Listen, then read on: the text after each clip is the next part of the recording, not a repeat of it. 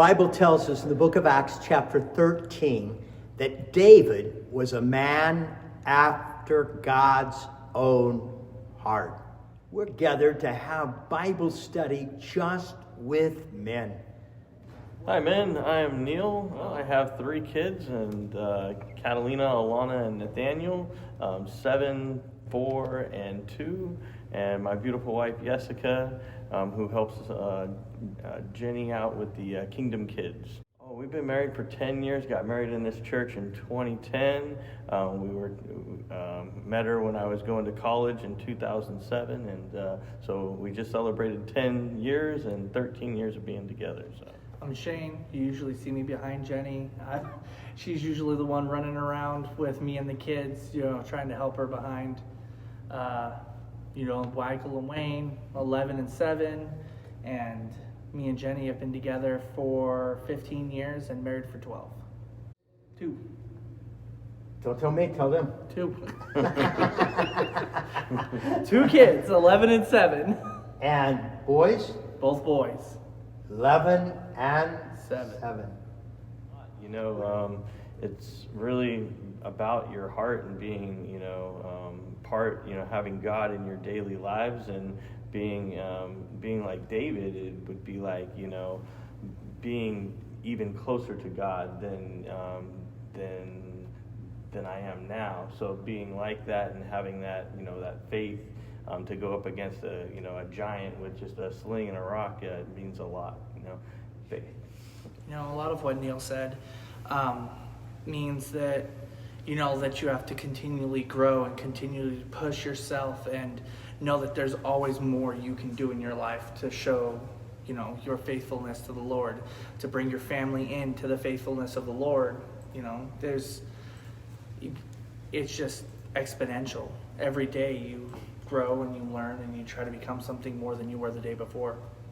What I like getting together with you guys is you're both married, you both got kids, and a lot of stuff is written about how to be close to God. And it's kind of written in a sterile environment without kids and being married, and but you live with a lot of pressure and a lot of responsibilities.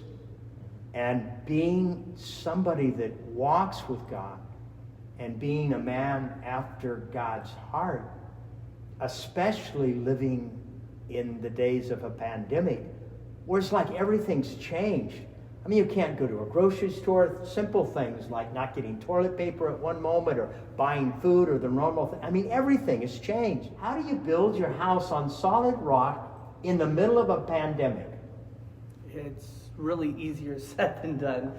It's real easy to say, we're going to build that strong foundation, but when the difficulties start to hit, everything just starts to layer onto another. Sometimes you see that easy route. It's like, we could just do this and it would be easiest. It wouldn't be what's best. It wouldn't be like making the best decision for your family, but it'll get us through 5 minutes as opposed to help us survive 5 years. So you really have to not see the quick route and everything, and kind of sit there and look everything out and make the best decision, the most wise decision. What's one of the things that turned out to be the toughest thing for your family going through a pandemic? Trying to keep masks on 2 ADHD children. Yeah. That's the everyday struggle, and people's looking at the kids like those kids don't have their masks. They technically have a medical exemption. Their doctors say that they shouldn't wear the mask. It causes anxiety. They have all these other things, but people on the outside seeing your family don't know that. You don't see somebody not wearing a mask, you assume they just don't want to wear a mask, But so when you go out in public and your kids don't have masks on, it do causes people anxiety. Persecute you? Yes. You see that, you can't see their mouths, but Yeah. you see their eyes. They glare. They glare. And when they're Yeah. glaring, you can even hear some people mumble under their breath, and it's like. And here you are trying to be a good Christian. The kids don't have masks on, and now somebody wants to pop you in the eye. Yes. Having all of us living together 24/7, the kids constantly needing something. we been overwhelmed with, it's been really great to have the extra time, but now we look forward to them getting back into, and going and all that good stuff. So, there's pros and cons to everything, and to me, I wake up every morning just blessed and thankful. I don't really look at what I don't have, I look at what I do have. And God mentioned, or Jesus mentioned, if you just had faith as big as a mustard seed. And that's kind of what I think, is that in order to be happy and enjoy my life, I just feel that, I have to put God in and let him be the pilot, and I'm just a co-pilot. And I know he's going to look out for me. So I feel that there's nothing that I can't do because of faith. So I have a different perspective, and I look at the little things that are blessings in disguise. And, it's always been kind of they always say it's, it's not what happens to you, it's how you react to the circumstance. And so I try to look for the silver lining. And I know that this little period of time will be over soon, and we'll look back and we'll say, how did we deal with this? We'll learn lessons learned and that kind of thing. But like I said, I like to put God in control because I have to have that faith, and without that, I would be lost. So I'm able to handle it. Realizing that no matter what happens, we're all going to stumble. We're all going to make a mistake. We're all going to have a sin in our own way. We have to realize that we're going to make that mistake, be truly apologetic for it, and not make the same mistake again. That's really good. Men, you work hard. You have families. You're a father and you're a husband. And now you're living and leading through a pandemic. The normal life has disappeared.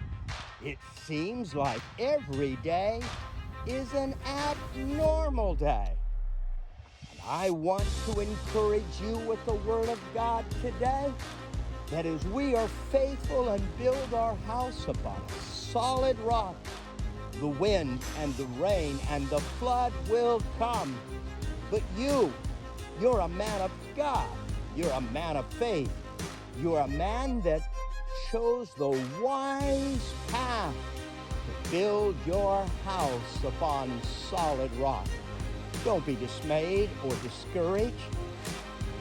Yes, we all like a sunny day. There are days that we face all kinds of storms like we are living through today.